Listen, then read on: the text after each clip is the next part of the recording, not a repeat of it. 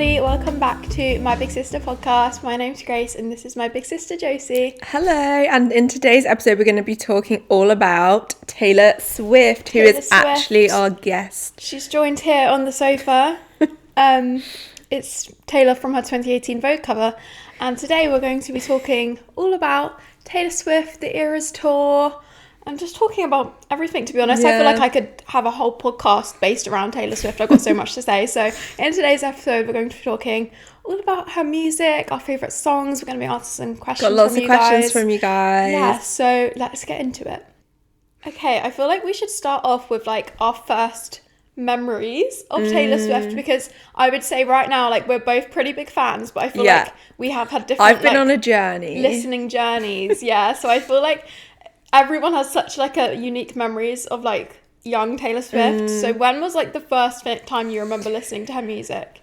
So I loved Fearless album, and I had it on my iTunes. I remember paying, what was it, like $7.99 you'd pay for an album or something back then, and I was like, spent all my money on that. And then I think I also got, because at that time obviously Debut had been out for a while, and there was all these like MP3s floating around the internet, so I sort of collected them from my like dodgy downloading websites like LimeWire and stuff, which I think a lot of people did back in the day. Yeah, I feel like, well, you just forget that streaming wasn't a thing back then. Yeah. So the only way you had to listen to music was you had to hunt it down, or like go and find the file. You had to be quite obsessive, or like burn it onto a CD. I remember like burning stuff onto CDs often, like when I was growing up. Like that was a thing you would do. So that's my first memory of that, and I definitely used to just love listening to Fearless like front to back all the time. Just quite obsessed with it for a while,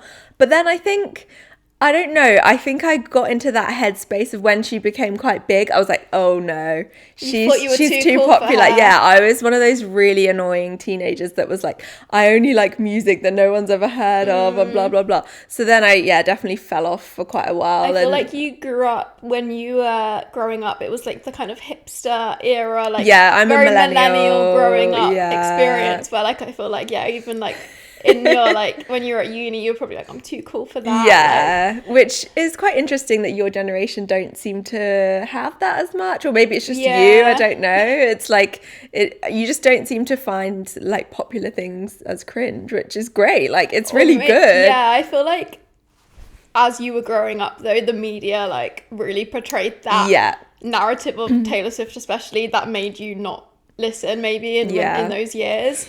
Whereas now, like me growing up, she's been like pretty popular, apart from like when the whole Kanye thing in like 2018, but apart from that, like she's been on the up and up since I've been growing up. So did you kind of just want to like stay a fan the whole time? Like were you ever swayed during that era where everyone sort of didn't like her as much? My like first memory of Taylor Swift was, I remember, so I always used to come in your bedroom when I was younger. For those of you that don't know, I'm almost 10 years younger than Josie. So when Josie was like 16, I was 6. So when we were growing up, like I would always come in your bedroom, and like Josie's the oldest sister, so she would be like the cool one. And I remember you had like a, you know, like back in the day when you used to have your iPod, and your iPod doesn't have a speaker in it.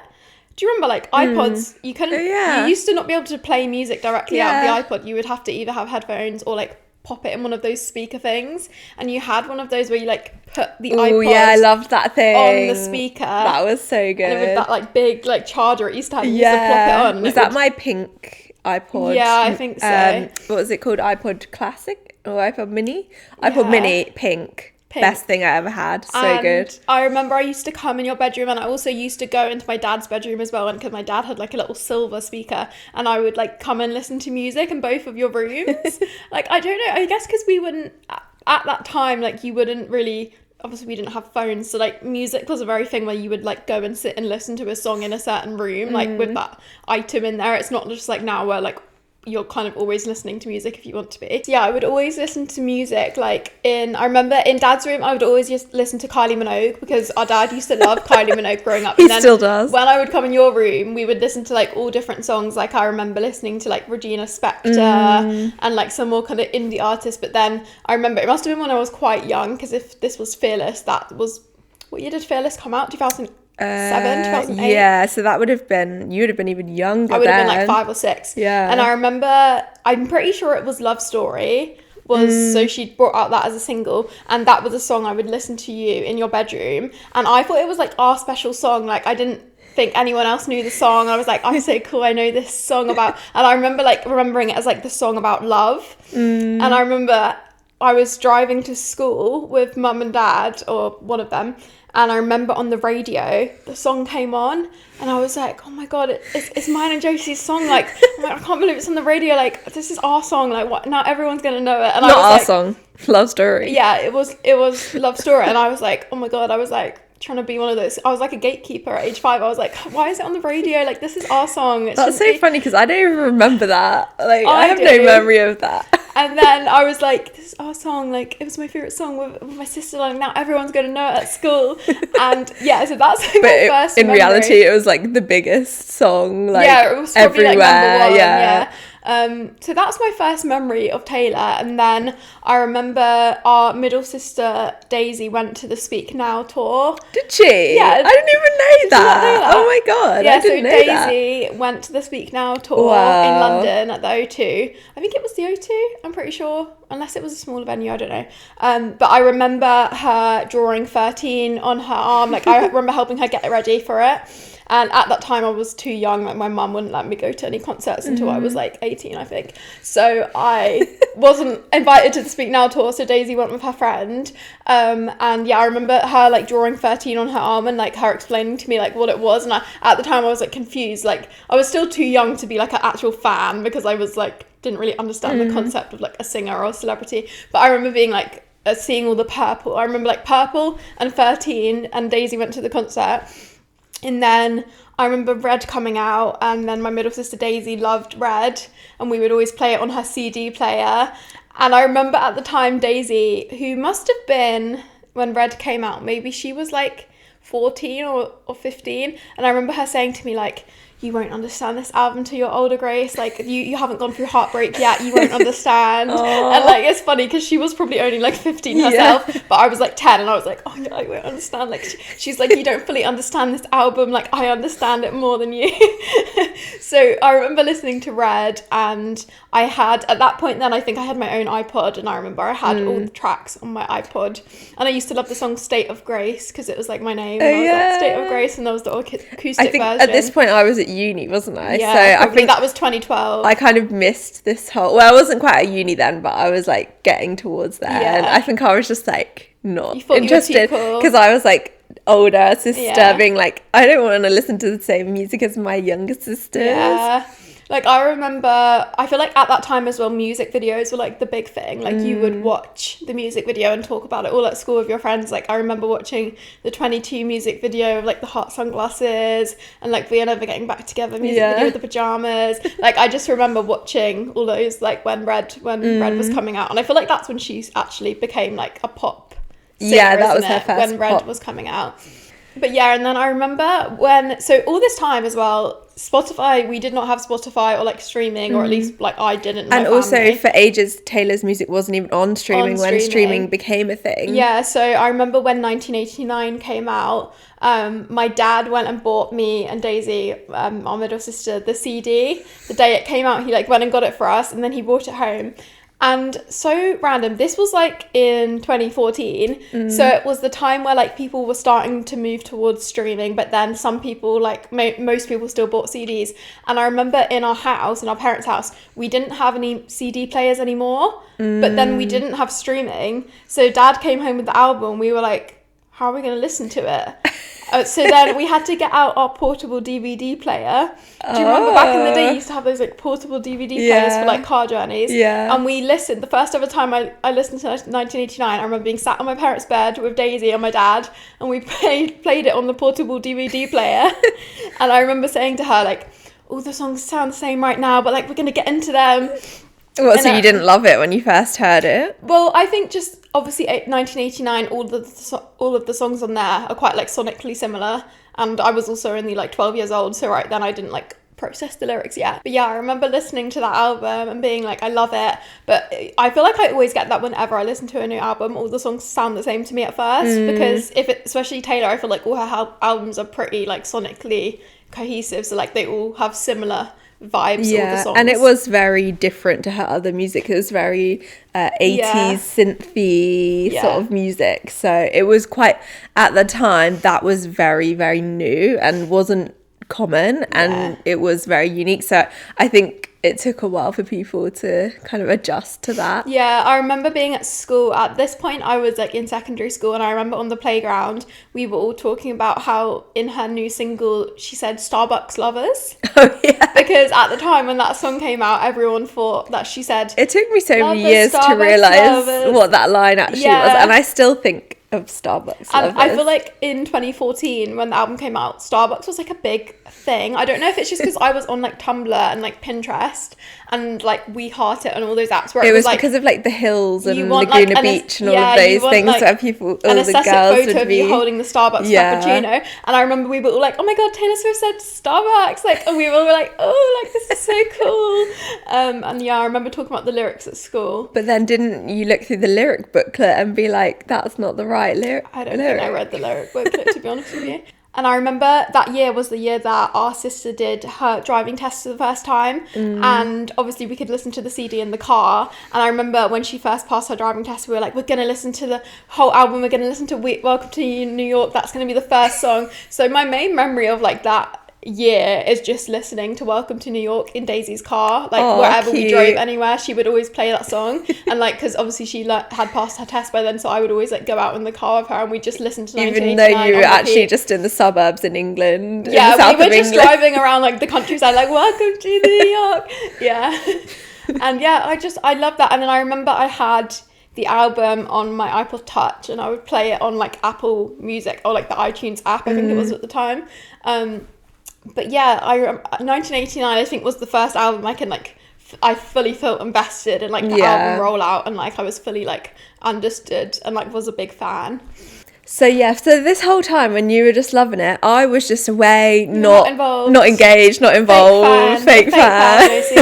I was there. Yeah, that's the thing. So now I'm like a big fan again, but I do feel slightly like one of those fake fans that's just, joined back on the bandwagon. Yeah. But I will say that I was in it at the beginning. You liked her at the beginning, so that gives me some brownie points at least. I mean, to be honest, like, who really cares? Like, I don't even think it's a big thing. Like, and Taylor herself always says on the Eras tour, she wants the tour to be, designed to welcome back the old fans and the new fans. So I'm like, I'm kind of both, but yeah, I mean, I make fun of you, but like, I honestly don't think you like. I don't like those Swifties who were like, you can only be a fan if you were a fan. Yeah, this date. Like, I just think that's silly. Like, my life was just doing other things and I just wasn't as engaged. And to be completely honest, like the music that she's making more recently, I just like it more. Yeah. And I don't know if it might be partly because I don't have the nostalgia associated with it because I didn't listen to it at the time, but I also just prefer more sort of indie sad girl type music, and obviously that's more what she's been making recently, so I think that is part of it as well. I think but yeah, 1989 I loved, and then I remember Reputation came out when I was on a caravan holiday in the summer, and I remember watching, so I'm pretty sure Look What You Made Me Do video came out before the album, and it was like a kind of surprise drop. She had been like hinting because she like removed all her Instagram. But yeah, then Reputation, I feel like that's when I was super excited then, because I'd loved 1989 so much, and then it was it 2 or 3 years later? 3 years later? But in between 1989 and Reputation was when the whole Kanye West, what did your young baby Grace think about that situation? I honestly don't have many memories of like even being aware of it at the time. Like, I don't think I was fully involved. Also, during the years between 1989 and Reputation was when I had my first back operation. So I was going through a lot in my personal life. I don't think I was like keeping up to date really. I still loved the music, but I wasn't like on Twitter, like Taylor Swift Twitter or anything. Like, I wasn't that involved. So I didn't really know what was going on, but I was still a fan. Like, I wasn't like hater. I was still listening to the music, but I just wasn't really, I don't think I was that aware of what was going on. I remembered the famous music video coming out, Kanye's video, and I remember that being like a thing. But so at that time I was actually a journalist, and part of my job was writing sort of clickbaity celebrity stories. So I actually was super deeply involved in that. I was writing some of those stories, and I don't think they're online anymore now, but I would actually dread to look back at what I was writing, because I was just writing what the story was. I was told what to write. I was just going along with whatever the narrative is. And I don't know, like, I don't know what I wrote, but I probably was one of those like media people that was, you know, shady. Yeah, you know, fake fan, like that's dodgy. Yeah. So yeah. But it was such a big hate train. Like when I look back now and I realize like how bad it was, like it's crazy that was allowed to happen. And like looking back now, what's been going on with like Blake Lively's lawsuit and everything, you realize like all that hate towards Taylor at that time was just all like orchestrated. Well, and I was all, thinking like, about this earlier actually, how all of that happened before the Me Too movement happened. So the Me Too movement was 2017. This all happened in 2016. And I just feel like if that happened today, it would be a completely different story. Well, just the video, regardless of everything else that happened, but even just the famous music video. It's sexual harassment. It's in a music video. Like, and the fact she was so young at that time, like she was around 25, I think. Yeah. I just can't imagine, like, it's such an someone invasion. Literally made a fake like thing of you naked. It's disgusting. And posted it to the world and like was laughing about it and mocking you. Like I can't believe that was what caused people to hate Taylor. Like how did that happen? I know. But people loved Kanye and Kim back then. Like they had the public love. They're like I think at least 10 years older than her. Yeah. Like, just that music video should have been enough to cancel him at the time. Like, I don't know why it took like 10 more years for people to realise. But that was just the climate we were in. Like, we weren't as enlightened as we are today. When you really deep it's like, crazy. And that video is still live on YouTube. Like, I can't believe with Taylor's like legal team, I don't know how it's allowed to not have been taken down. And like, I don't know how she wasn't able to like sue him for that. Like, it's just crazy what happened then. And looking back now, I'm like, wow, yeah, there was a lot going on that probably I wasn't really aware of at the time because I was only like 15. Yeah. But I loved the album. I loved Look What You Made Me Do. It came out, I was in a caravan. I remember like, I have a very visual memory. Like I can remember specific moments, which you probably have realised if you've listened to any of the other podcast episodes. I have a good memory. And I remember being sat on the edge of the bed in the bedroom of the caravan and like having my iPhone 8 up in the little makeup desk, and I was like watching the video, and then I went and showed Daisy. I was like, Daisy, she said Taylor Swift is dead, the old Taylor can't come to the phone. And I remember being like shook. And then the album came out and I loved Reputation. Like I was the biggest Reputation stan when Reputation came out, because that's when I had my second back operation, and at the time I thought I was really cool. And you know the song Call It What You Want, and she's like, nobody's heard from me for months. And because I was off school with my back operation, I was like, yeah, this is like me. And at that time, I'm a mystery. At that time, it was when I was first getting together with my boyfriend, and I was like, yeah, nobody's heard from me for months. I'm doing better than I ever was. Like, I've got a new boyfriend, like Taylor does, like in the song. I was actually like relating, like I've got my Joe. Yeah, her literal scandal. I was like, yeah, that's like me. Like, no one's heard from me for months either, because I've been off having surgery. And at the time, I really like related every song, and because Joe and Taylor got together around a similar time, like they had a similar anniversary to me and my boyfriend. I was like, oh my god, like when she's singing about September, I'm like, yeah, I know the feeling, Taylor, like September, yeah. Well, I actually did like Reputation as well, because I loved the song. Is it I'm too sexy for my shirt? Oh yeah, too sexy for my shirt. Yeah, that song. So sexy it hurts. So I sampled it. And I've always loved that song. So then when she made a song that like sampled it or whatever, I was like, oh, this is cool. Yeah, it was like a really different sound, wasn't it, at the time? Yeah, it was crazy, and a lot of people hated it because it did sound quite different. I loved it. Like I remember me and my friend Ella, like she used to love the song Gorgeous, and she would listen to it all the time, and like we were just like so young at that time. We were just listening to it, and I was like relating all the songs to me and my new boyfriend. And even now when I listen back to the album, I'm like imagining like the scenarios I was thinking of at the time, and like it's just so Cute. funny. Yeah. So yeah, that was Reputation. What did you think of Lover? Like, were you back a fan then, or were you still be like honest, thinking you were too cool? I don't know what year this was. What year is that? Like 2019? Yeah. So yeah, I just was not involved, and I think You don't remember, yeah. because I was in Australia, I don't know, I guess I wasn't around you being interested in it, so that wasn't really like influencing me to be interested in it. And I just have quite a broad range of music tastes, and I just wasn't really into it. And I think I heard Me. Yeah, I think that's what happened to everyone at that time. And so then I just wasn't interested to explore further, because I mean, not to be mean, but Me is pretty, and it was so different to Reputation. You know what I that's mean. What was shocking. And Spelling is fun. Yeah, I think that's the line. I mean, she's cut it out now. That's the line that kind She of cut killed it us. out? Yeah, it's not in the Spotify anymore. but Really? It's cut out everywhere apart from on YouTube, because they can't edit the YouTube video. Yeah, it's not in the song anymore. I didn't know that. That's Yeah, so and she doesn't interesting. sing it when she sings the song. That is It's kind of interesting. sad. I'm like, oh, everyone bullied you so much, you had to cut it out the that's song. sad, isn't it? Yeah. But yeah, it's the thing that I remember. That was why I wasn't interested to listen to the album, which is a shame, because there's some really good songs on the album that I now really like. But Yeah. I think the marketing of the album was just quite off, and I think there was a lot of like, It was interesting single choices, I think. yeah, it felt a little bit like it was maybe trying a bit too hard with the colours and the vibe and the era. And obviously now looking back, it's still an iconic era because it's a Taylor Swift era. But I think at the time I was just like, oh, it's too girly, it's too pink. I'm just not interested in that. So I just wasn't that interested in it.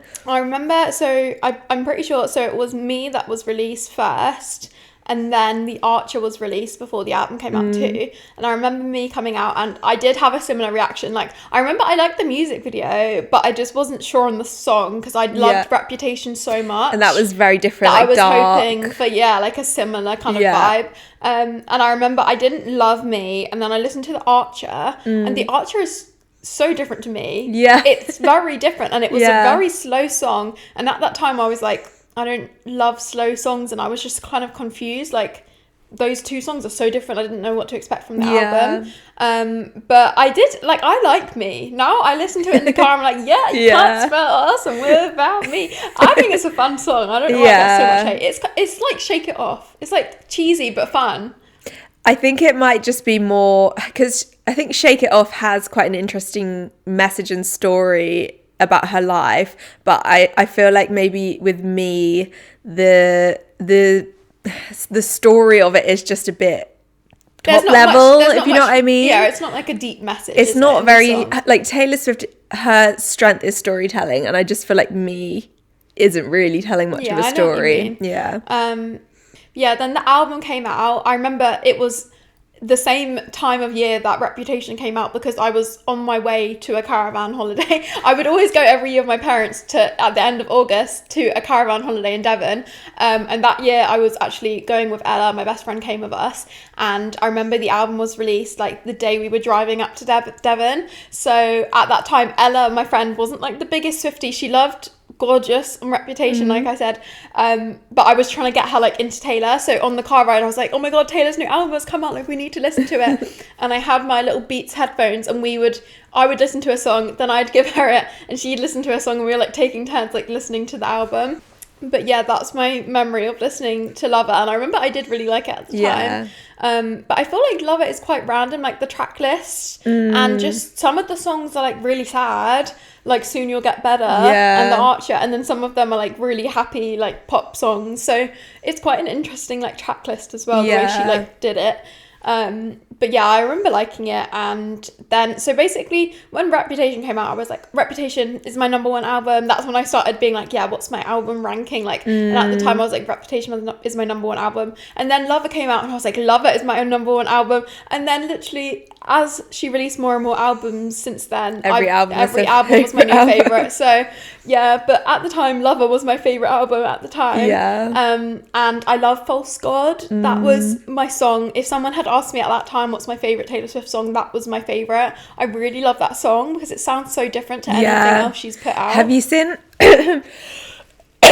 she did a a live performance of that where there was like a saxophone. I can't remember what show it was on. That's so good.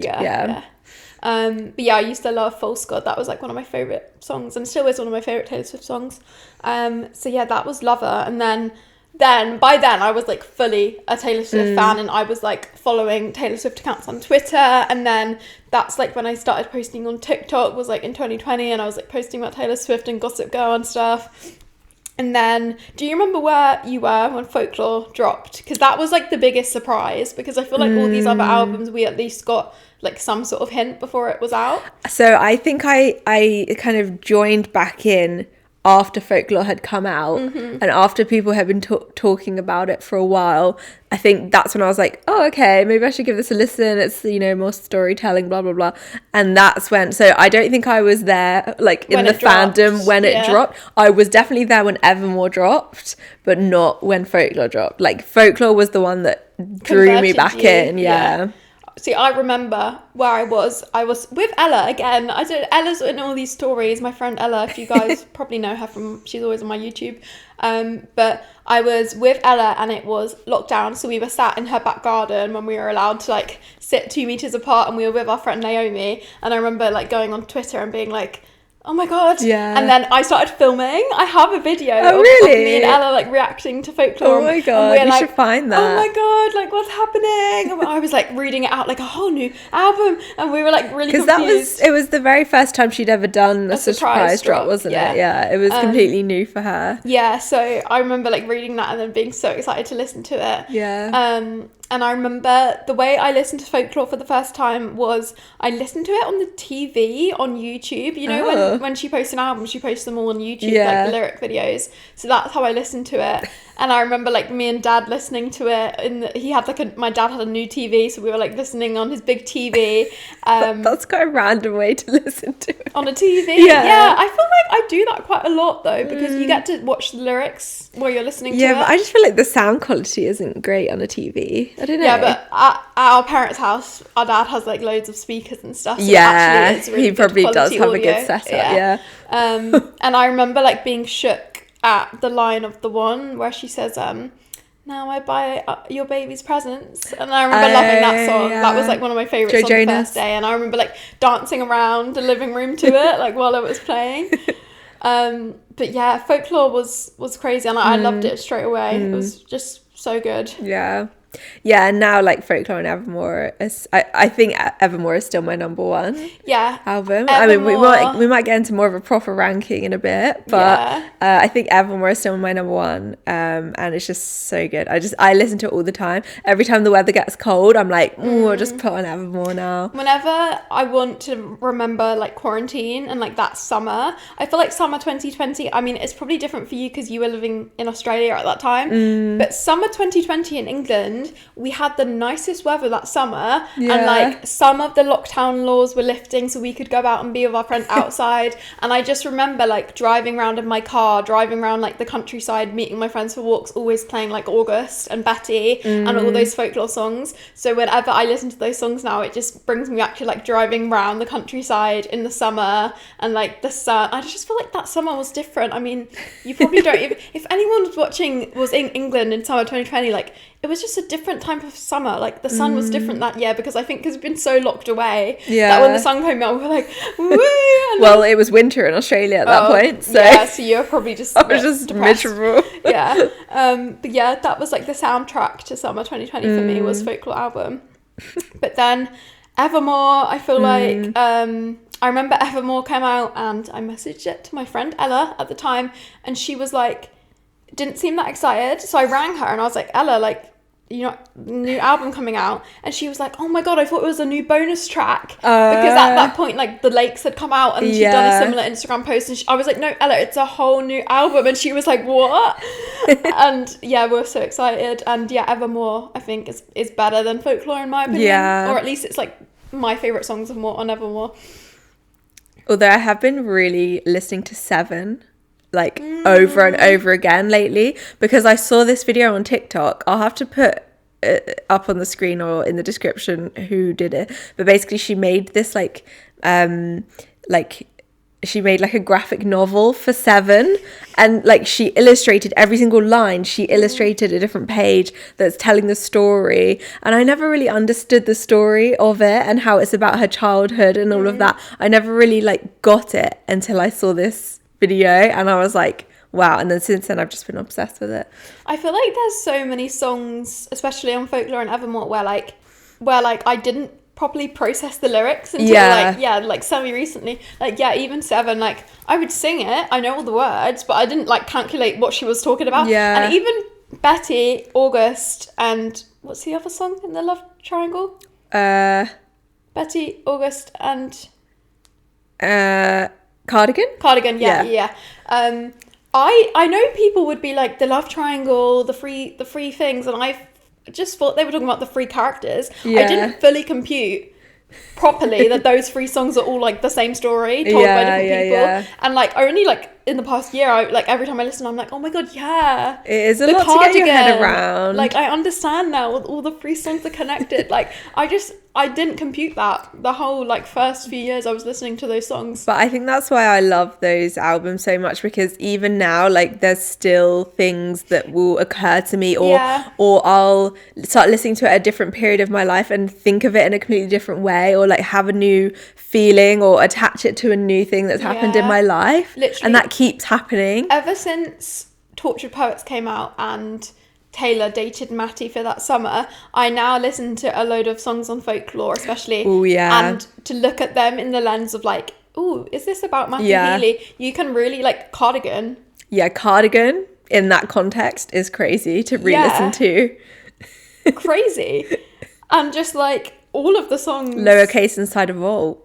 Lowercase. Yeah, literally there's that's one thing I love about Taylor Swift's swelled music. Into there's all of your poems. Yeah, there's like a million things that you can, anything happens and you can go back and re-listen and find a completely new meaning to any of her songs. You'll never understand a Taylor Swift album until the next album comes out. Yeah, or the next 4 albums. The next 10 albums. Yeah, like we still won't fully understand it for like decades to come. Literally, like there's so many.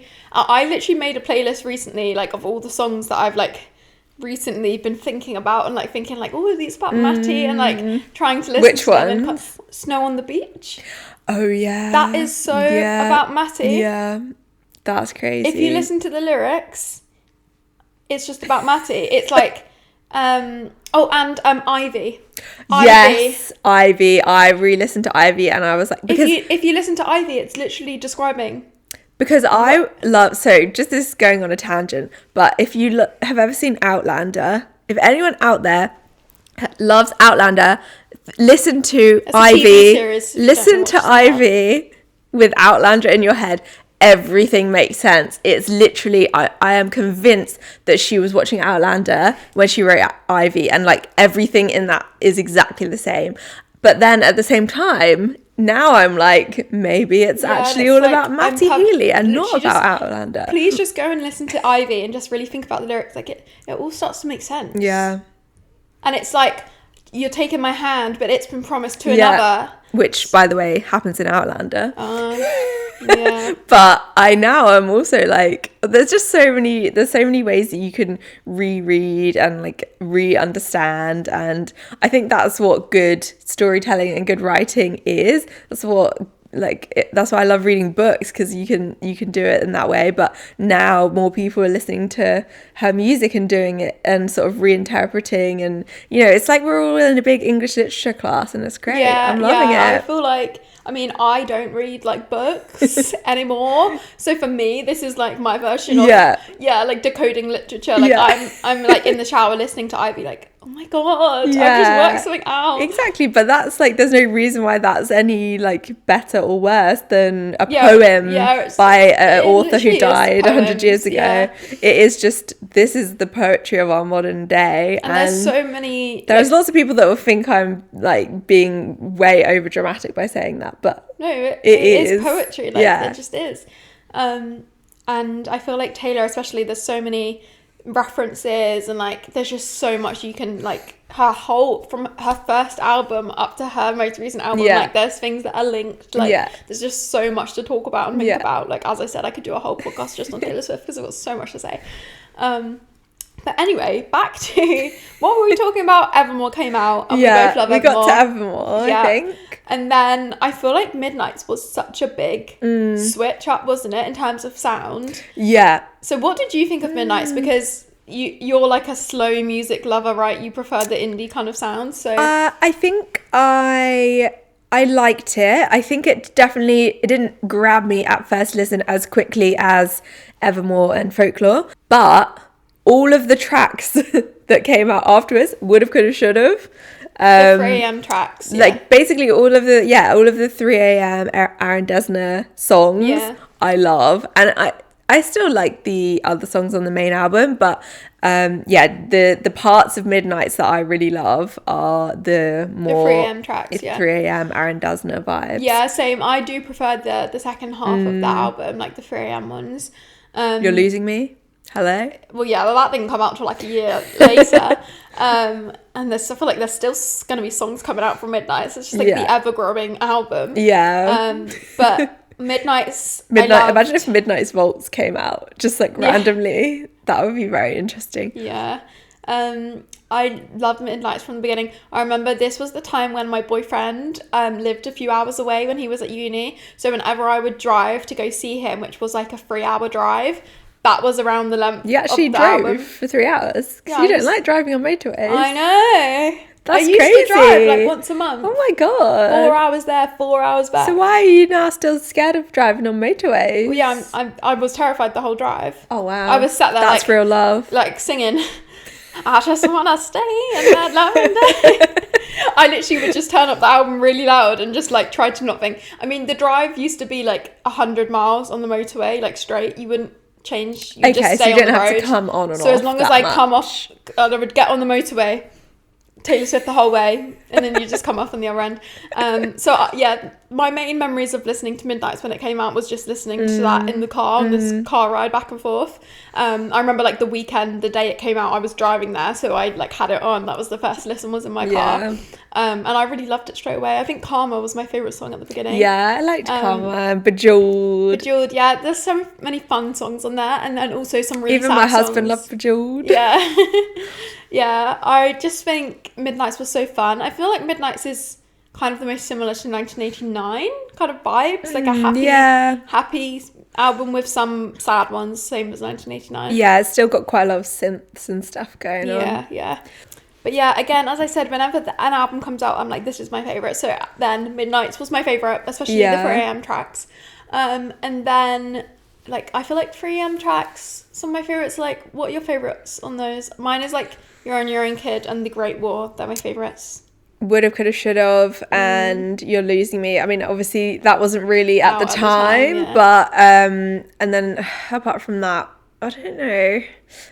Weirdly, I really like Paris, which is very like off-brand for what I normally like, but I just love it. It's such a fun song. So definitely lots of different things that I like. And then after Midnights, I feel like we haven't even talked about the re-recordings because that was before Midnights, wasn't it? Fearless TV. Did Red come out before Midnights? Yeah, Red was the first one to come out. No, it wasn't. It was Fearless. Was it? Oh. Fearless, and then Red, and then Speak Now. Yeah. Yeah, Red was before Midnights. Red was quite early on. All Too Well, 10-minute version, short film thing. Yeah. It was before Midnights, what did you think of the re-recordings? Did it, like, get you back into those albums you'd originally listened to when you were younger? I think the one that really did was Speak Now, because I'd never listened. I just didn't even know Speak Now was an album. Like, this is how like little I was in the fandom. I didn't even know what it was. I'd never heard of it before. That's crazy. Can't believe that. So it really was like a really good reintroduction into that. Yeah, I feel like and I really like it. I now really like that album, and I think that was her intention with the re-records, is to get people who didn't necessarily know it at the time, and that definitely really worked for me with Speak Now. Yeah, I really I feel like the Fearless Vault tracks are probably my least favourite Vault tracks. Yeah. There are a few good ones. I like Mr. Perfectly Fine, that's fun. The Red Taylor's version Vault tracks are my favourite Vault tracks, I would say. Nothing New. It's so good. I remember when that came out, I was it was either first or second year of uni, and I would always listen to it on the train, and that was like my favourite songs. I would just listen to like those 5 tracks like on repeat. And I love Phoebe Bridgers. She's one of my favourite artists. Yeah. So obviously I just love that song. Yeah, and then Speak Now, Vault. I love When Emma Falls in Love. I like that song. Yeah, that's cute. And then even 1989 Vault tracks, they're really good. Oh good. yeah, I think like, they're the really best fun. ones. Now That We Don't Talk, Say Don't Coffee Go. 300 speaker coffees later. Why am I Now That We forgetting the Don't name? Talk. Oh yeah. Yeah, Now That We Don't Talk. Yeah. That was so good. I remember that was always playing like in all the cafes in Sydney, and I would always go to a cafe and just be like, Now That We Don't Talk. Yeah, they were really good songs. I can't believe she didn't put them on the album originally. It's crazy. But I think she didn't put most of those on because most of those songs make it seem like she cared more about Harry than she was giving away at the time. Yeah, it was probably too personal at the time to release some of those songs. I think that's why she didn't put them on. But they were really fun songs. Yeah. And then now I feel like we've talked about all the albums now apart from Tortured Poets, which is probably both of our favourite. Or is it ever? We're going to get into this. My favourite Taylor Swift. If it beats Evermore for me. My favourite Taylor Swift album is the Tortured Poets Department, the anthology, like the both halves of the album. So here's what I think. If I could edit it down to my favourite songs on Tortured Poets, then it would be my number 1 album. Do you know what I mean? But does that mean so there's the songs that you don't like that you're trying to cut out? Yes. Which ones? Robin. What's wrong with Robin? It's really cute. No, it's like Evermore Reject. Look, I love all these songs. I love every single one. But I'm just saying, if it was going to become my number 1 album, I would have to cut out certain songs for it to beat Evermore, because Evermore, start to finish, I love every single song. But I just think like it's just bonus. You know, it is, and I'm not saying tracks, so you've already got the same amount of good tracks. Plus, you just got some bonus medium tracks. Like, I'm just saying, if it's going to be my number 1 album, it has to be perfect from start to finish. No, but I just think, say, if someone was asking me, you can only listen to one Taylor Swift album for the rest of your life, I would pick Tortured Poets because it's got the most songs and I love them. Yeah, but is that what you would consider to mean by your favourite album? Is one you would have to listen to, the only one you'd have to listen to for the rest of your life? Or is it what you genuinely think is the best album from start to finish? Well, that's a different question. The best album versus your favourite album. That's different. Because you can think one album is like quality wise the best one. Yeah, that's a good point. Versus if you have a personal connection to that album, you're going to have that as your favourite. Yeah. Like say False God, I love that song. That's one of my favourite songs, but I don't think it's one of her best lyrically. Yeah, I just have like a personal memory and like fondness of that song. Well, the jury's still out, and I don't know, my brain could shift again, and I don't know. There are some like the songs that I love from Tortured Poets are my favourite Taylor Swift songs. I Hate It Here. Yeah, I think I would say right now Tortured Poets is my favourite, but I've literally said that about every single album that's come out since Reputation. Like that's my new favourite. So who knows, if she brings out another album, that might be my new favourite. But right now, Tortured Poets, I would say probably if I worked it out, it has my most percentage of my favourite songs are from Tortured Poets. Yeah. Like if I wrote my 10 favourite Taylor Swift songs, probably the most of those are from Tortured Poets. I think probably same. But for some reason, Evermore is still number 1. I love can't Evermore. Explain it. Like, I know what you mean. Evermore, every single song is really good. They're all, like, a good like vibe. They all, like, are the same kind of energy. So if you're in a sad mood, you can just put Evermore on. Like, they all make sense. But also, you can't really know, because when an album is so new, you don't have that nostalgia to look back on and judge. I think the real test of whether an album is your favourite is if you can listen to it like years and years later and still find new things about it and still love it and still connect to it. So you can't really judge until it's been years down the road. But right now, ask me in 10 years. Tortured Poets, my favourite. But now I feel like we've rambled on. Yeah. For a long time about just the albums. So now we're going to get into some questions from you guys, because I did ask. If you do want to be involved in future episodes, make sure you're following the podcast Instagram at My Big Sister Podcast, because we ask for you guys questions every single week. So let's have a look at what you guys have sent in. Okay, so someone asked, what's your favourite memory of going to the Eras tour? So I feel like we haven't even brought the Eras tour up yet because that's like such a massive thing, isn't it? Like we could do a whole episode on the Eras tour, but the Eras tour was crazy. You went, how many times did you go? I hope I don't get cancelled. A crazy amount of time. Because I know it was so hard to get tickets, and I know some people that went like 100 times. I'm like... Yeah, people that went to every single show. Maybe that's too many. I went 3 times. I don't think that's like illegal. No. And the reason I went 3 times was because the Eras tour pre-sale in the UK, the way you got tickets was if you had pre-ordered the Midnight's album back in 2021, I think it was. You had to pre-order, or 2022. When did Midnight's come out? I think it was 2022. But I think you pre-ordered it like... I don't know. Anyway, the way that it worked with the tickets was if you had... 2023? Don't know. I couldn't tell you. The way that it worked with the tickets for the UK pre-order was if you had pre-ordered the Midnight's album when it came out, then you had like a code to buy for up to 4 tickets. So I had bought the album at the time, and at the time of buying it, we didn't even know there was going to be a tour. Like, I didn't know that buying that album was going to give me tickets. I just happened to buy it because, like, I'm a fan and I buy the albums when they come out. So I had bought a vinyl at the time, and then my friend Ella, who has been a fan, as you can tell in all my stories, she had bought the CD for her car. So we both had, like, unexpectedly, like, got a pre-sale code without even knowing. So when it came to buying tickets, the amount of stress we had, because the UK tour tickets went on sale like 6 months after the American ones, so we'd seen how much trouble there was with like Ticketmaster and that whole thing in the US where like no one was able to get tickets. So me and Ella were so stressed. Weren't you at Thorpe Park? Yes, I will get to that. So me and Ella had both never been to a Taylor Swift tour, because even though we'd been such big fans like throughout all these albums, COVID. First of all, my mum wouldn't let me go to concerts till I was 18, so even though I wanted to, I wasn't allowed. I also had health issues, which meant I could not be in a concert because that was dangerous for my back. Yeah, you didn't want to get jostled. Crashed around when I'd been having operations.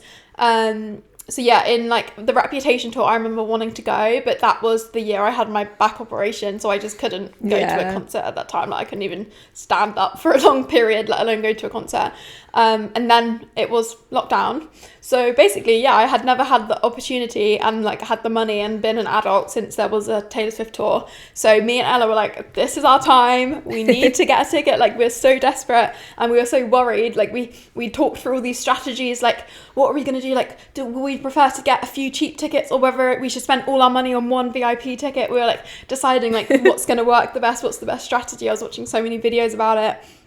And so we both had the pre-sale codes, and then the day that the tickets were coming out, it was our friend's birthday trip to Thorpe Park, which is like a theme park in the UK, and we had already like bought the tickets to the theme park, so we were like, we have to go, and like we didn't want to like say to our friend like, sorry, we can't come to your birthday party because we're buying Taylor Swift tickets. So what we did was I packed my MacBook and my iPad, drove us all to Thorpe Park, and then we went like early in the morning because I think the ticket pre-sale was at like 10 a.m.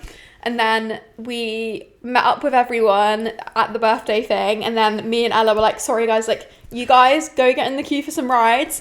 We're just going to sit on this picnic bench for like an hour and like sort out our tickets, and then we'll join you guys. So we were at Thorpe Park. I had my laptop and my iPad, and we like sat on this picnic bench in the grounds of Thorpe Park, and I had like I bought like all my different like credit cards, because I was like, if one doesn't work, like we need to have options. How many credit cards do you have? I have like 3, and then Ella had like 2, not credit cards, just like like normal just cards. Like debit I was gonna cards, say, God. So I had like my debit card, you know, all these different cards laid out on the picnic bench. We had like all these different screens open. We had like both our phones, and we had my iPad and my laptop, and we were just sat there like refreshing. I remember, if anyone remembers, so I had the AXS pre-sale, and then Ella, my friend, had the Ticketmaster pre-sale. So there was like 2 websites, and it was just luck of the draw which one you had the code for, and luckily we both got given different ones. So we, in our heads, worked out quite well. Yeah, we were like, we've kind of got 2 chances to get tickets. So both sat there. The Wi-Fi wasn't very good because we're in a theme park, like outside, and I was like trying to hotspot my phone. It was getting a bit stressful. We're refreshing.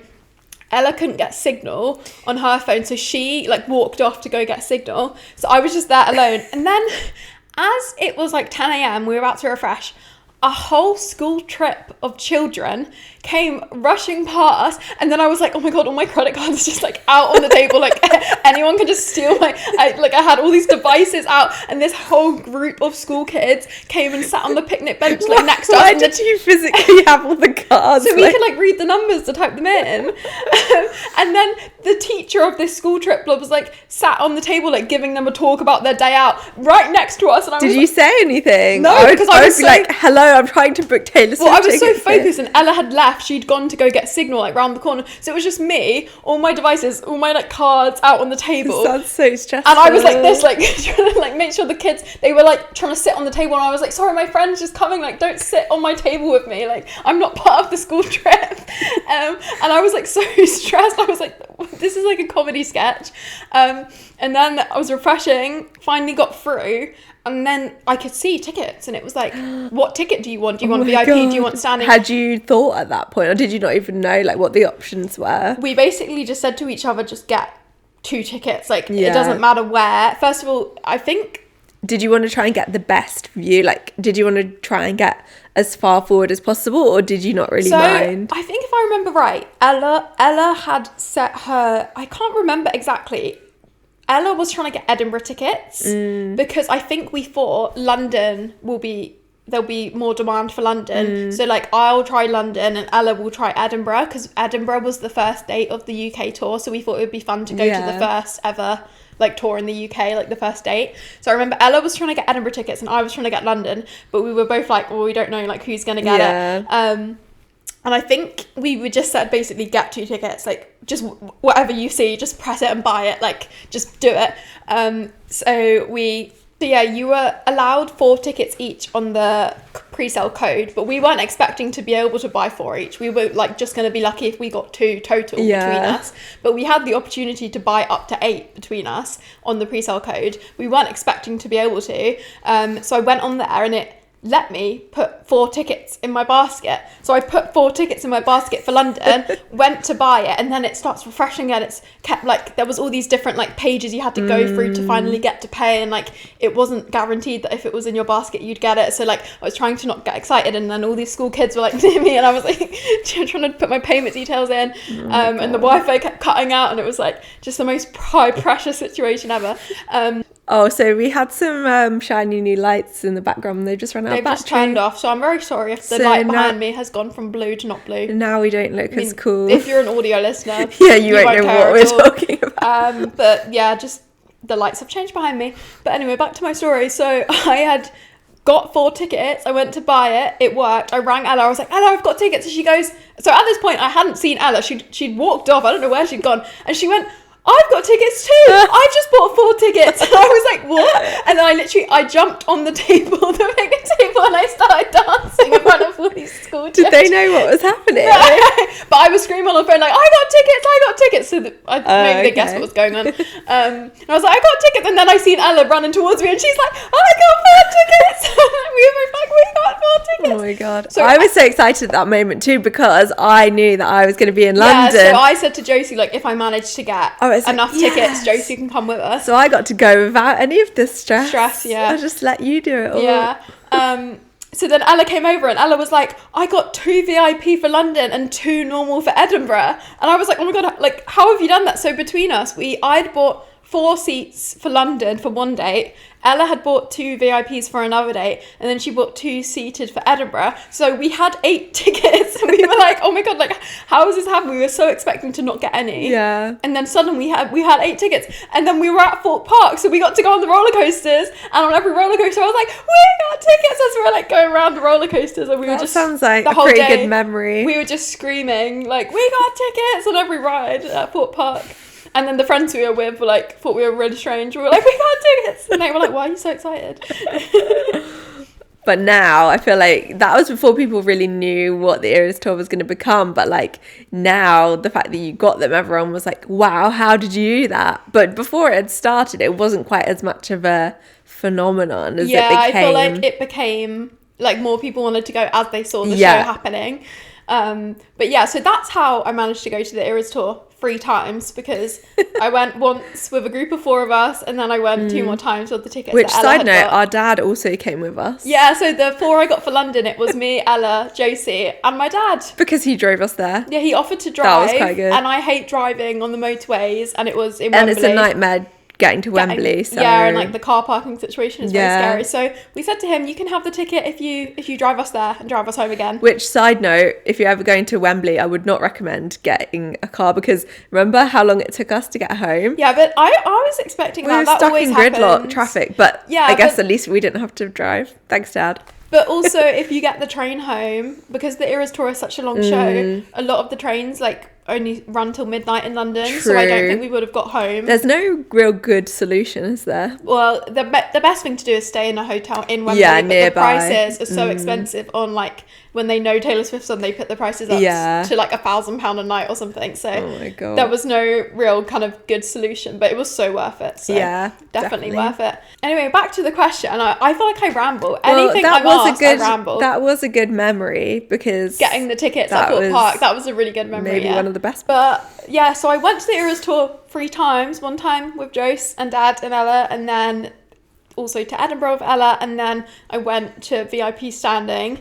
I think probably, I don't know what my favourite one was. I would, like the first time I went was Edinburgh, and that was so fun because I'd never been to Edinburgh before, I'd never been to Scotland, and it was like, we got to travel there, and like it was the first show we'd seen. Yeah. So that was like really exciting.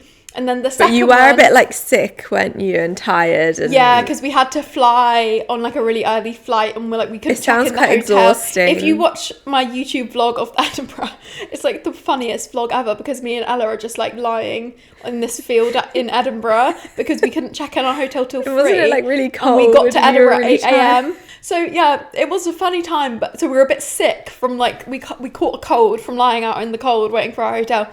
But I still had a really good time. Yeah. So that was a good memory. And then also the second time when we went, I feel like it was fun to go with Dad and with you, because my dad, like, I feel like he likes Taylor because I'm always playing it in the car. Like he's listened to lots of the songs. He like, doesn't really by know accident. much. But then when he came, like he knew loads of the songs, Yeah. because obviously he's been listening to it for years. Like he bought me 1989 for the first time. Like he was there when I listened to it for the first time. And we like properly dressed up for that as well. I feel like Yeah. that was when the costumes were like the most. Yeah, that was probably the Dressing most up. fancy costume. Yeah. And because we all went together, I feel like it's funner. And that was the first time I'd been at Wembley. Obviously, the second time I went. Yeah. So Wembley, I feel like, was a better atmosphere than Edinburgh. I don't know Yeah. if it's just because it's a bigger stadium or because we were like sat higher up, so you can kind of see the whole atmosphere. Yeah, I do think there is something, because even if you're further back, obviously you can't really, like Taylor is tiny, she's like a little matchstick person, like you can barely see her with your naked eye, so you have to look at the screens. But what you can see more of is everyone in the stadium. Yeah, the atmosphere higher up is so good at the Eras Tour. I'm not sure if I think it's in the Reputation bit where they have the flames. Yeah. And like the No, it's heat. Bad Blood. Oh, Bad Blood. Yeah. And the heat of the flames, and So cool. and you're just And 1989, all the lights, like yeah, doing those songs. and those are the kind of things that you don't experience. Even if you watch the Eras Tour film, you don't get that feeling until you're there. And I actually think being further back is quite good. Yeah, I mean, I would recommend, if you can, which is probably stupid to say because it's so hard to get tickets nowadays. If you Well, can, it's finished. but to like a future tour, or Yeah, just any yeah. tour for a musician, go high up and then also go standing if you can, which is Just probably do the both. most stupid advice because no one's going to be able to do that probably, with especially Taylor. But Yeah. I think the best thing I could have done was see it high up and then also see it standing, because then I got the best of both worlds, and I got to see so many things all 3 times. I noticed like things that I didn't notice at the other shows. I think personally for me, because I have quite a bad back, and I just feel like standing, I would be in so much pain having to stand for so long, and I get really stressed when I have to like fight for something, because I'm not very competitive or very good at like I just like to have my seat, know where I'm sat, have it very organized and orderly, and I feel like that fight that you have to do to get to the front when you're a VIP would really, really stress me out, and I would need a wee. Yeah. And so that would just stress me out. So the third time I went to the Eras Tour, the last time I went was VIP front standing. the like pressure and the stress leading up to that day felt like the same pressure to get the tickets, because it was like, okay, now we've got the tickets, now we need to make sure you have to make a plan, all the effort was well spent and that we get to the front, because in the UK there's no seats. In America you get a in seat. Australia as well, you get a seat, whereas in the Europe tour you just had to, it was like a bun fight, you just had so to. how did you get to the front? Like, because you got quite near the front, were like, didn't you? one row away from the front. That's crazy. I mean, I could do a whole probably podcast episode about it.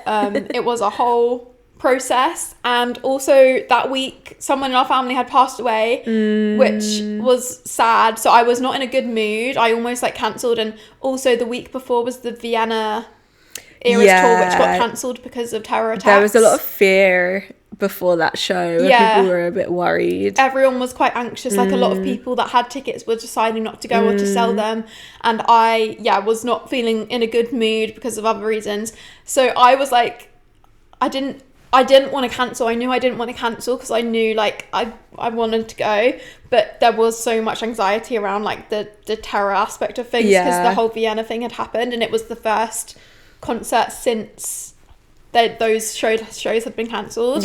But I decided to go. I was like, you know, you can't let these people like scare you, and you know that's what they want to do, to put terror in people's minds. So like I wanted to go.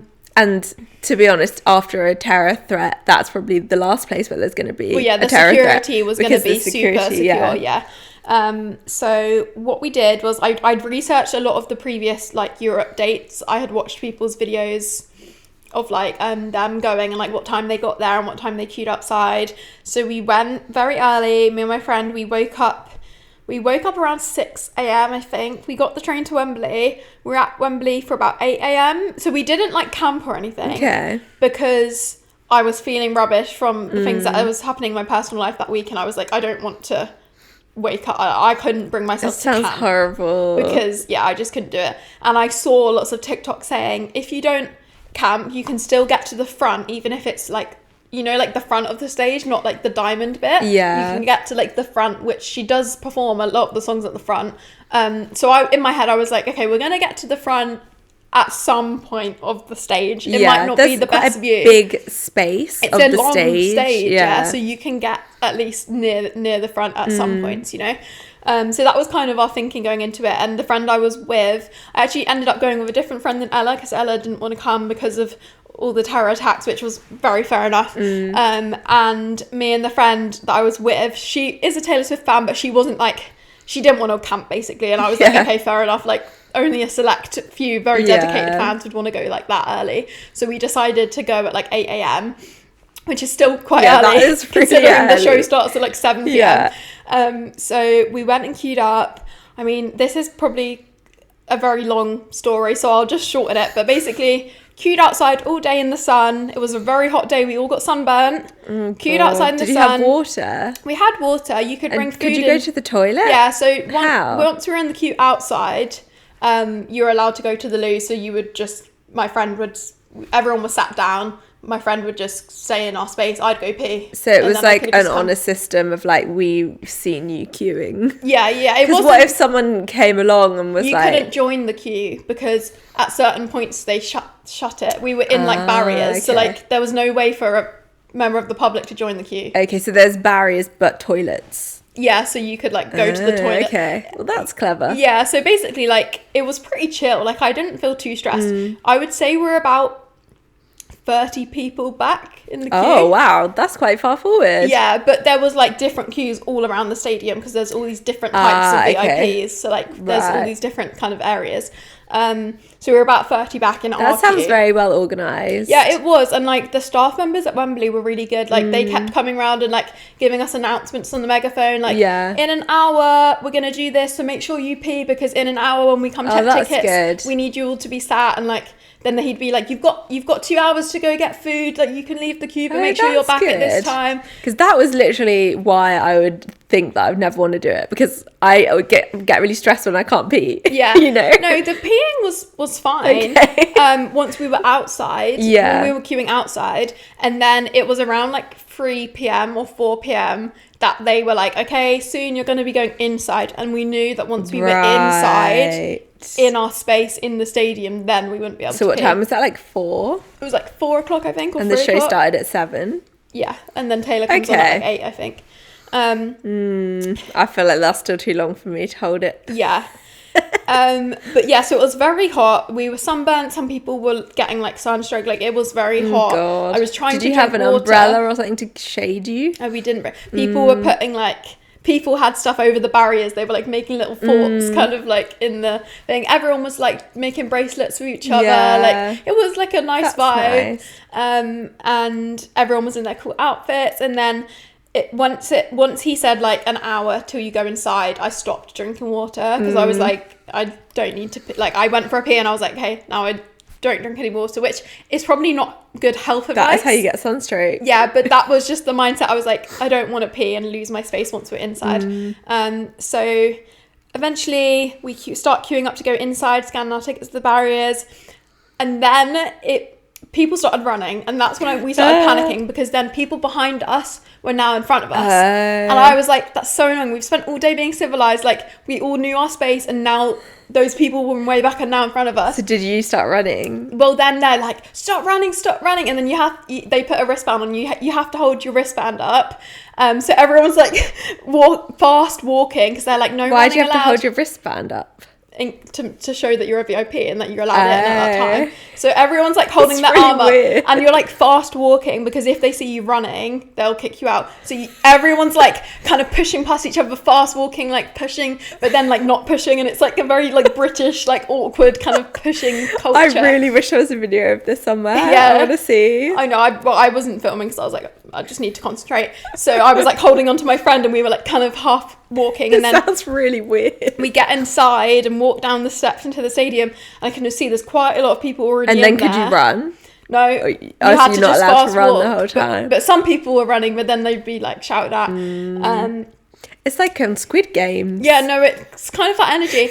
And then once we were in, walking down, and we could see the stage and we could see which bits were already busy, that was the hardest decision. We should have really talked about it more in the queue. Like, Yeah. okay, if that part's free, do we go there, or would you rather be a few back at the diamond, at a better place, or would you rather be at the front at the bit where she's only in for one song? So it was kind of like a split second. We just had to decide then and there, because there was people coming So behind where us. did you stand again? So we ended up in the diamond, which is like the best seat, and we were like, there was 2 rows of people already there. Okay. So we were like 2 rows of people back from the very front. close. Yeah, and I think like, if I did it again, I reckon we could have got right to the front if we were like smarter, but I just didn't know what the process was, or like what to expect. But I think now I would be better at like knowing what to do. But yeah, we were 2 back, and I was like, okay, I think 2 backs. Yeah, and the Gonna be videos good. you got were crazy. Yeah, like it was so crazy. good. But once we were there, it did get a bit more like argumentative in the crowd. Like people were pushing, people were like, some people would come and be like, we just came back from the toilet, like let me back to the front. Oh and my everyone God, would be like, no, you can't do that. we haven't seen you the whole day, like where did you come from? And then they'd be arguing, and like so it did get a bit like argumentative and pushy and shovey at some parts. Did everyone kind of settle down after a while? Yes, we all sat down, apart from the people at the front. They were stood up, like, watching everyone, like, looking out for people trying to steal their space. So weird. It's like the Hunger Games. Yeah, it was strange. And everyone at this point now hadn't eaten for, like, an hour, and, like, everyone's needing a pee, everyone's hot, they're all burnt, they're tired. Most of the people at the front had obviously been camping all night, so they were even more, like, irritable. Oh, wow. And then the security came up like to the stage and were handing out water, but most people didn't want to drink the water, because we knew that if you went to pee, you can't find back where you were. So I just wasn't drinking any water, and neither was. See, that's my worst nightmare. Yeah, I have to drink so much water all the time. See, I kind of needed a pee, and I was like, no, I'm not gonna go. That's my worst nightmare. Yeah, and then I saw other people leave and come back, and then there was one girl that we like sort of made friends with, and she came back crying. Why? Because she was quite a young girl. She looked about 16. She was like, I've lost my sister, and these people wouldn't let me back in my space. And she was literally crying. And then she was like, oh, I saw you guys. I knew you guys were stood like near where I was. Yeah. And we were like, oh my God, like stay with us the rest of the show. Like, don't let anyone like bully you, because she was like a young girl. Aww. So some people were being like quite mean. Yeah.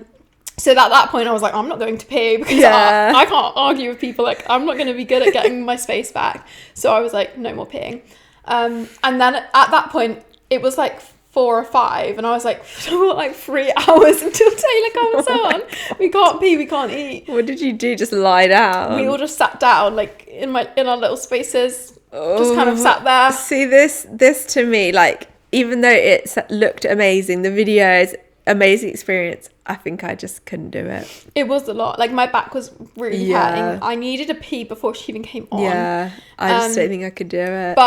And then also the whole 3 hours before anyone came on stage, I was worrying that I had picked the wrong space on the stage. I was like thinking like, oh God, should I have stood over there, like really trying to work out like where she'd be, and I was really like stressed, like why am I 3 people back? Like I could see there were spots still completely free, like an hour in, and I was like, do we leave and go over there? Like, it was so hard to decide.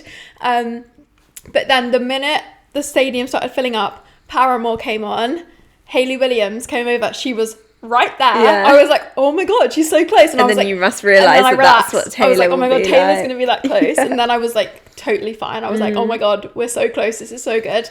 And then the minute Taylor came on, also, I think because I'd been twice already and known, like, I knew what song was going to be where, I knew where she was going to be stood. That really helped, because it was like really exciting, because I was like, oh my God, she's going to come up right there, because I've seen that happen before. And the minute she came on, I forgot all the stress. I didn't hurt. My pee went back up. I didn't need to pee anymore. Like, honestly, I forgot. Just for that 3 hours, I was just watching her.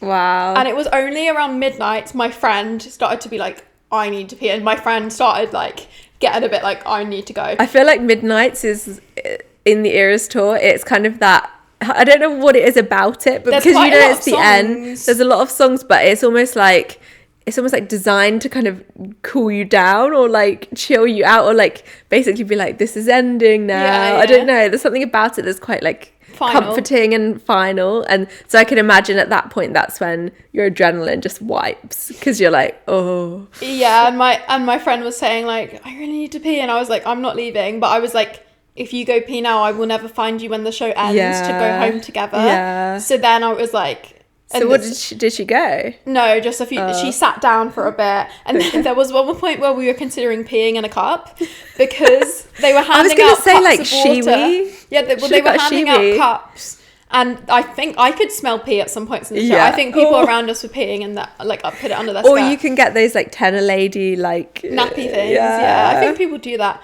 But I love how much we've talked about pee in this episode. Yeah, but I was wearing shorts, so I don't know. I wasn't going to pull my shorts down, so you know that was an option for me. But my friend was wearing a dress, so she was kind of half considering it. She decided not to. But yeah, that was my experience standing. Wow. And I think it was amazing. I'm so glad I did it. But I don't think you need to stand more than once at the Eras tour. Like, I've done it, and that was amazing, and that's like once in a lifetime. I don't even know if I would want to go standing again for a Taylor show, just because of how much I knew stress. It was a lot. And for the tube home, the walk from Wembley, if you have gone to a concert at Wembley, trying to get back to the tube on time. Had you still not peed at that point? No, we did pee. We peed. Okay, that's good. And like our bodies, then it suddenly hit me once the show, like just my whole body. You were like, what has happened? Aching. What have I done to myself? I had a migraine, like I could hardly hear because of all the loud noise. And we were just on the tube. Did you not have earplugs in? No. Oh, I didn't wow. I know I should have got those. The loop ones. But the tube home, and then we got in bed, we just slept. I don't think I even took my makeup off. I think I was maybe even in my outfit. We got to we were staying in a travel lodge, got in the travel lodge and just slept. And it took my body like a week to recover. Like it felt like I was hungover, even though I hadn't had any alcohol. It felt like I'd run a marathon. Like, well, yeah, it sounded like you had sunstroke or something. Yeah, there was lots going on in my body. But yeah, I would say it was definitely worth it. Like, I think if you're a Swiftie, you should at least do that once in your life. But now I've done it once, I'm like, okay, maybe I don't need to stand again, at least for a while, because it was a lot. But I think for the money, like the view I got was so good, because I know a lot of people like paid loads for the Taylor tickets resale. Yeah. But my Taylor Swift tickets, my standing one for London was £325. which obviously is so much money. Yeah. But the amount that they sell on resale But is like people thousands. were buying them for like 10 times that. Yeah, so. yeah. So I don't, and we also got the VIP boxes of all the merch. So I would say it was at least £100 worth of merch that came, because her merch is quite expensive. And then my seated ticket for London was only £75 each. And then my seated ticket for Edinburgh was £90.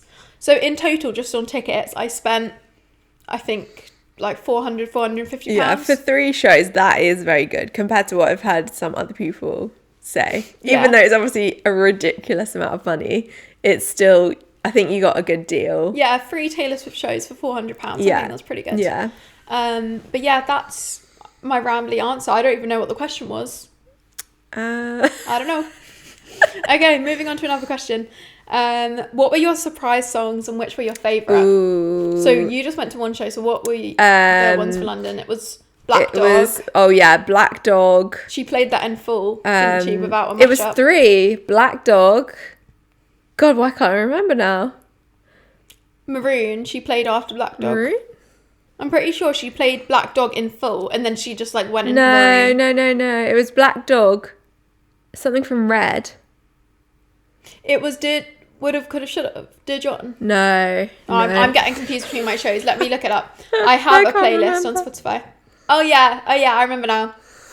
The first one was Hits Different and Death by a Thousand Cuts.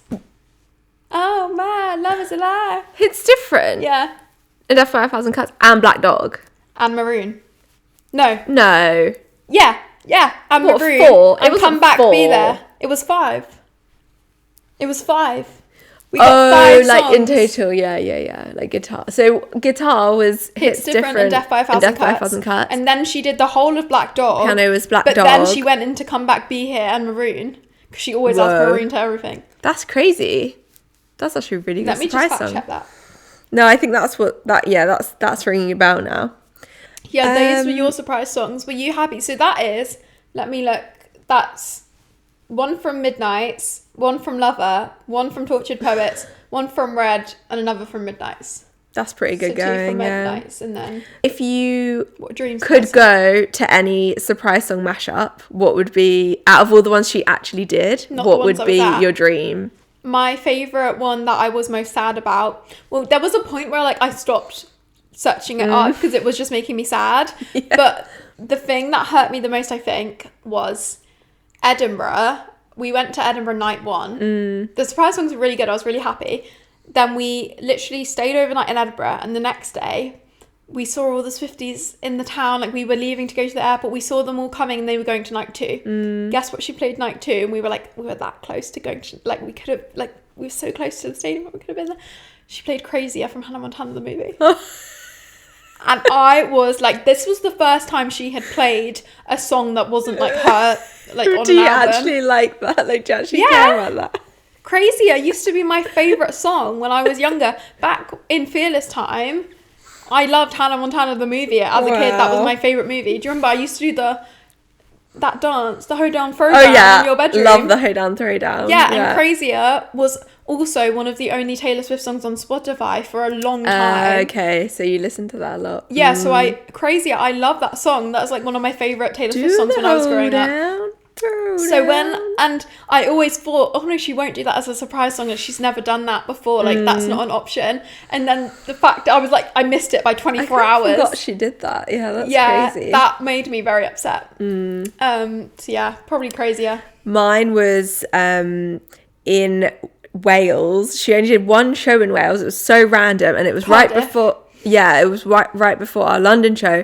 She did I Hate It Here with the Lakes. That was really good. And I was so sad because that was the one. I Hate It Here was the one I wanted. Yeah. So I feel like I wanted to hear a lot of the songs from Tortured Poets because like at that point she hadn't played any of them live yet. So that was quite exciting. And Black Dog is a pretty good one to get. So that was good. My other surprise songs on the shows that Josie didn't come to, in Edinburgh, it was Would Have, Could Have, Should Have. Oh wow, that's which good. I was happy with. Was that when her hands were really cold and she couldn't she hold the guitar? Yeah, she did it. She like kept she had to stop for a bit because she got hand cramp. And then in the next show she had gloves on. Did she? Yeah, she put gloves onto the Tortured Poets outfit. Did she? Yeah. Oh, I didn't even know that.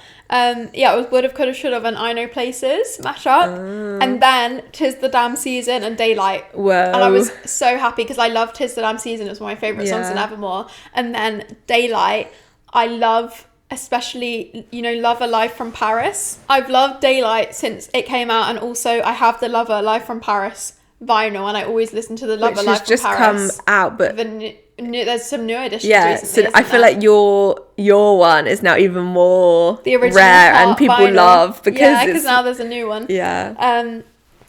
But yeah, Daylight I was very happy to hear live because I've listened to that live one so many times on Spotify and on my vinyl. Like, I feel like I know the parts of the song. There's like a bit where someone goes, "I love you" in the audience, and like I know it off by heart. So when she played it as a surprise did song, you say like, I love you? No.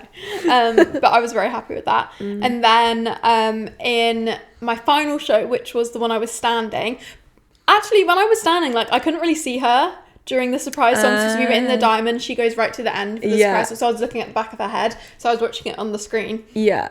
She played London Boy. Oh, which wow. that was one of the good. surprise songs I was really hoping for. I mean, everyone knew that was coming at some point. But everyone was like, surely she'll do it night one if she's going to do it. What did and then she mash it up didn't. with again? She just did London Boy, the whole song. Oh, she didn't mash up with, No. because everyone thought she was going to mash up with So Long London. No, yeah, she just did the song. Okay. And I was so happy because I kind of thought I had accepted the fact she wasn't going to play it because there had been like so many London shows up until that point, and she hadn't done it, so we were like, oh, she's not going to do it. And then she did it, and I was so happy because so many people hate that song. Yeah, and I love that song. I do like that song. I love even that though song. It's silly. So I was so happy to be singing that. And my friend that I was with, she like really likes that song too, so we really like singing it together. And then she did on the piano, she did Dear John and Sad, Beautiful, Tragic. That's good. And it's cool because I heard Would've, Could've, Should've in Edinburgh, so I had like all the John Mayer songs, Dear John. So yeah, I was pretty happy with my surprise songs. I can't really complain at all. That's really good. Yeah, London Boy, that's the first and only time she's ever sung that. I do miss I just miss the whole checking to see what secret songs came out and looking at the videos on TikTok and watching the live streams. Yeah, I used to watch the live streams quite a lot, especially when I lived in Sydney. I was quite sad because I didn't get tickets to go to Sydney because I already had tickets for London. So I was like obsessively watching all the live streams when she was in Sydney, and I just missed those days. I know, it was such like a era. Not to be punny. Okay, quick fire. Favourite Eras Tour outfit Taylor has ever worn? Oh, your Tortured Poet. Tortured Poet. Josie's wearing the necklace right now for audio listeners. The actual... Oh, yeah, sorry for audio listeners.